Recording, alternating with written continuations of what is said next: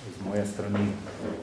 Danes smo na odboru za gospodarstvo obravnavali zakon o trgovini. Bi rad povedal, da poslanska skupina Nove Slovenije pri predlogu novega zakona izpostavlja predvsem dva vidika. Zakon še vedno ne sledi volji, ki so jo izrazili državljanke in državljani z referendumom. Veste, da je rezultat referenduma bil, da bodo trgovine ob nedeljah zaprte. Zakon, ki ga je vložil magister Janez Drobnič, naj bi odpravil nedeljsko delo trgovin, pa z določenimi izjemami. V poslanski skupini Nove Slovenije spoštujemo 74. člen Ustave, ki določa podjetniško svobodo, hkrati pa želimo, da država, zakonodajalec zagotovi pogoje, da se ta svobodna podjetniška pobuda kar najbolje razvija in uresničuje upoštevanju tudi 53. člena Ustave. In sicer v 53. členu Ustave pa piše, da država varuje družino, materinstvo, očetovstvo, otroke in mladino ter ustvarja za to varstvo potrebne razmere.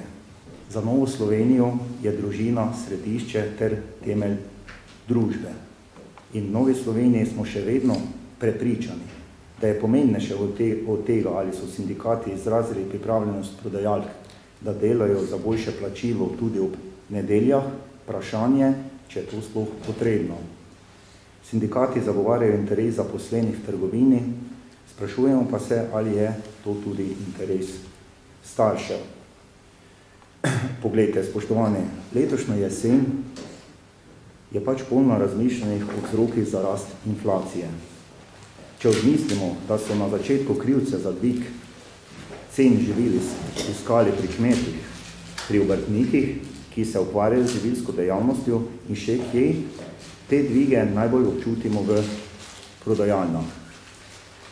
Nažalost, malih prodajalcev praktično ni več.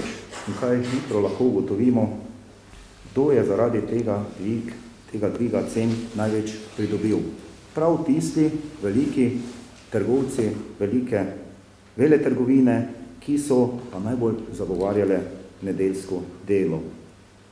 Z odpravo nedeljskega dela bi znižali stroške poslovanja, družine bi dobile starše, pa še to, kar se je zdaj pojavilo, potrošniki pa nižje cene. To je eden od dodatnih argumentov, zakaj smo mi danes vložili amandma. Amandma je podobne vsebine bil, kot ga smo koalicijske stranke vložile v predzadnjem predlogu novela zakona. Bom pa povedal, kaj se je pravzaprav dogajalo, kaj je bilo najbolj aktualno na odboru. Nov zakon pravzaprav deregulira poklic trgovca. In vsa razprava se je odbijala v tej smeri, da trgovcev pravzaprav ni. Ni kadra. In zaradi tega je pač vlada pripravila podoben zakon kot zakon o gostinstvu. In sedaj se lahko vprašamo, zakaj pa ni kadra.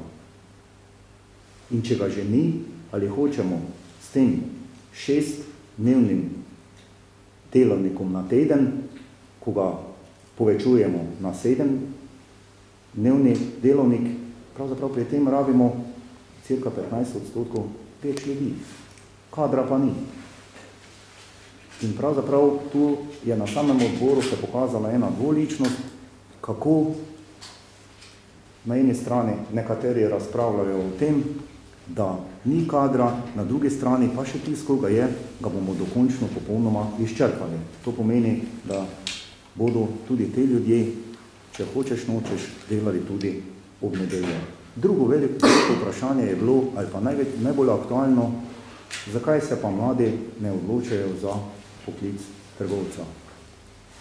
Danes se lahko vprašamo in mislim, da je predstavnik delojemalcev zelo dober primer dal, zakaj ni bilo pred leti frizerjev oziroma frizerk. Zaradi tega, ker dobro veste, da je kar precej let nazaj so tudi frizerski saloni delali ob nedelji. Danes tega ni več in danes je frizerk in frizerjev dovolj. Prav gotovo se mladi, ki zaključujejo osnovno šolo, tudi pred odločitvijo za bodoči poklic razmišljajo tudi, v katerem časovnem obdobju, če lahko tako rečem, bodo tudi delali. In prav gotovo ni spodbudno za poklice, kot je tudi trgovec, to, da bo trgovec ob nedeljah delal. Pravzaprav se je danes na razpravi na odboru odvilo še eno dodatna razprava glede tega, kar nam samo daje prav, da je Nova Slovenija pravilno postopala, da je danes vložila ponovno amandma, sicer moram povedati, da ni bil sprejet, da bi trgovine ob nedeljah bile zaperte. In da zaključim, v Novi Sloveniji zagovarjamo stališče in ga bomo tudi prihodnje zagovarjali, da morajo trgovine ob nedeljah biti zaperte.